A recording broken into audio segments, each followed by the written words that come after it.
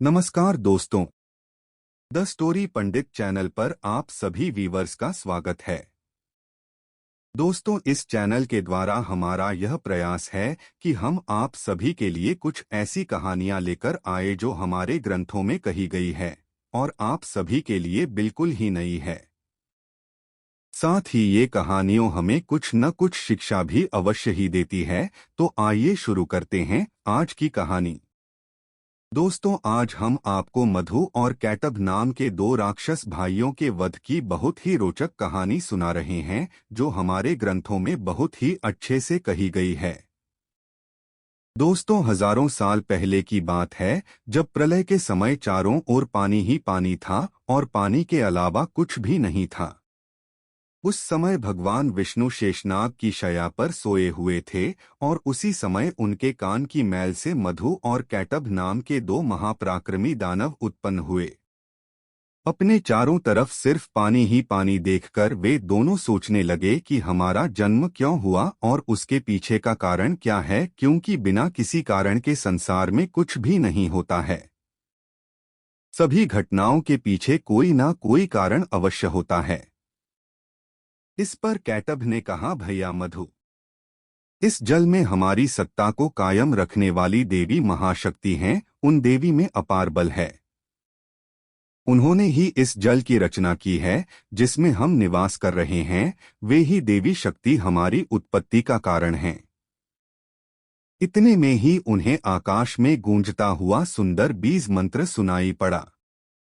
उन दोनों को ये आभास हुआ कि यही देवी भगवती का महामंत्र है और वे उसी मंत्र का ध्यान और जप करने लगे। अन्न और जल का त्याग करके उन्होंने 1000 वर्षों तक कठिन तपस्या की और उनके इस कठोर तप को देखकर देवी भगवती महाशक्ति उन पर प्रसन्न हो गईं। अंत में एक आकाशवाणी हुई, दैत्यों, तुम्हारी तपस्या से मैं प्रसन्न हूँ। तुम दोनों अपनी इच्छा के अनुसार कोई भी वर मांगो। यह आकाशवाणी सुनकर मधु और कैटब ने कहा कि देवी, आप हमें ये वरदान देने की कृपा करे कि हमारी मृत्यु हमारी इच्छा से हो। देवी ने कहा, दैत्यों, मेरे वरदान से तुम्हारे इच्छा करने पर ही मौत तुम्हें मार सकेगी। देवता और दानव कोई भी तुम दोनों भाइयों को पराजित नहीं कर सकेंगे।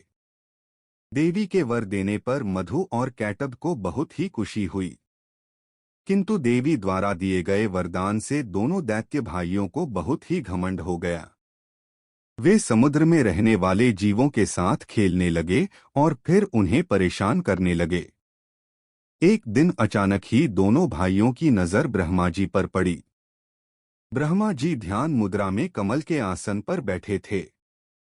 उन दैत्यों ने ब्रह्मा जी से कहा, हे प्रभु, आप हमारे साथ युद्ध करो और यदि आप लड़ना नहीं चाहते हैं तो फिर इसी समय यहाँ से चले जाइए, क्योंकि यदि आपके अंदर युद्ध करने की शक्ति नहीं है तो इस उत्तम आसन पर बैठने का आपको कोई अधिकार नहीं है।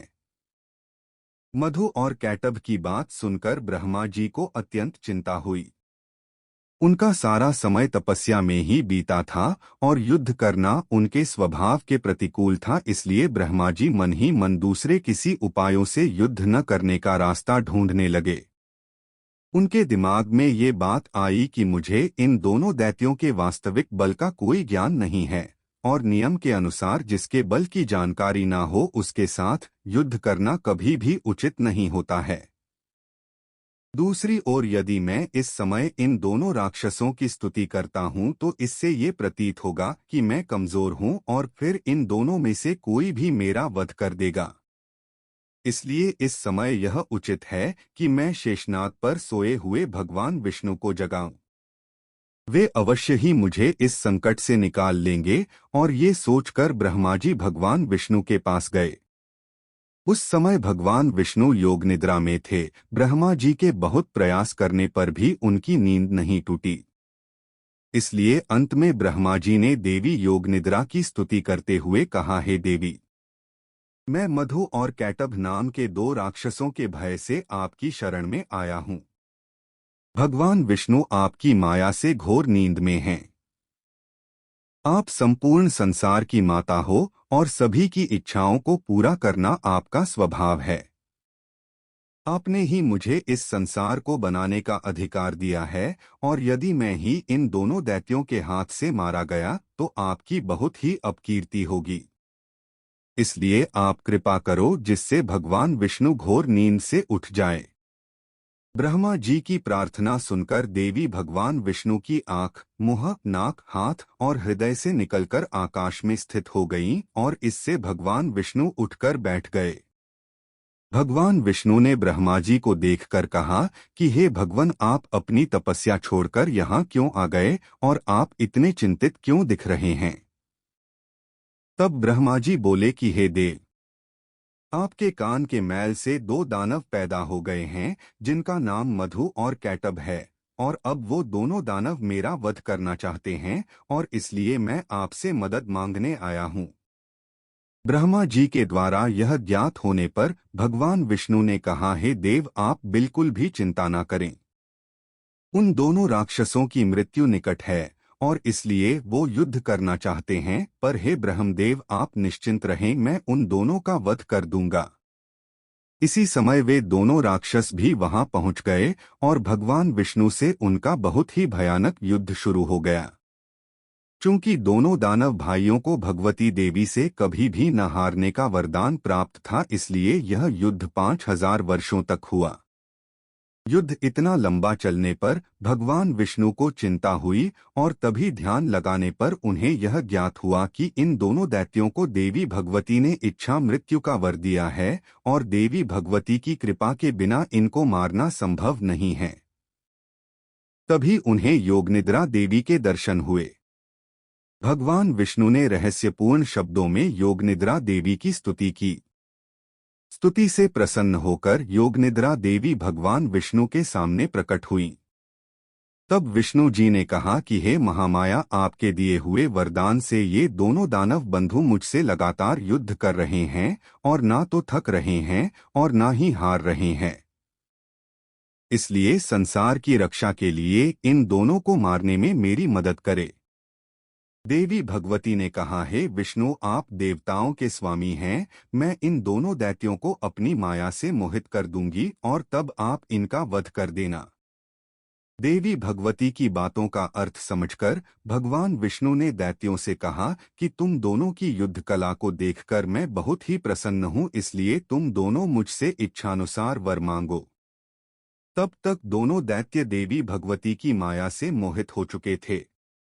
उन्होंने कहा, हे विष्णु, हम वर मांगने वाले नहीं अपितु वर देने वाले हैं, इसलिए आपको जो मांगना हो हमसे प्रार्थना करो, हम देने के लिए तैयार हैं। यह सुनते ही भगवान विष्णु बोले, यदि वर देना ही चाहते हो तो मेरे हाथों से अपनी मृत्यु स्वीकार करो। देवी भगवती की कृपा से मोहित होकर मधु और कैटब अपनी ही बातों से ठगे गए, किंतु अपने आप को मृत्यु से बचाने के लिए वे दोनों भगवान विष्णु से बोले कि हे विष्णु, क्योंकि हमने आपसे वर मांगने को बोला था, इसलिए हम आपका मांगा हुआ वर प्रदान करते हैं, लेकिन ध्यान रहें कि आप हमें जल में नहीं किंतु किसी मजबूत स्थान पर ही मार सकते हैं। ऐसा दानवों ने ये सोचकर बोला कि चारों तरफ तो सिर्फ पानी ही पानी है और कोई भी मजबूत स्थान नहीं है, इसलिए विष्णु जी हमें मार ही नहीं पाएंगे। किंतु भगवान विष्णु ने अपने दोनों पैरों को बहुत ही बड़ा कर दिया, जिससे उस जल के ऊपर एक बहुत बड़ा सा मजबूत स्थान दिखने लगा। इसके बाद विष्णु जी ने दैत्यों के सिर को अपने पैरों पर रखवाकर अपने सुदर्शन चक्र को दोनों दानवों का वध करने का आदेश दिया और इस तरह मधु और कैटब का अंत हुआ। दोस्तों, यहाँ ये कहानी खत्म होती है और हमें यह विश्वास है कि आपको ये कहानी अच्छी लगी होगी। दोस्तों, इस कहानी से हमें यह शिक्षा मिलती है कि हमें अपनी शक्तियों पर कभी भी घमंड नहीं करना चाहिए और उन शक्तियों का प्रयोग हमेशा अच्छे कामों में करना चाहिए। तो मित्रों, हम जल्द ही फिर मिलेंगे एक और नई और रोचक कहानी के साथ, और तब तक के लिए आप सभी को हमारा नमस्कार।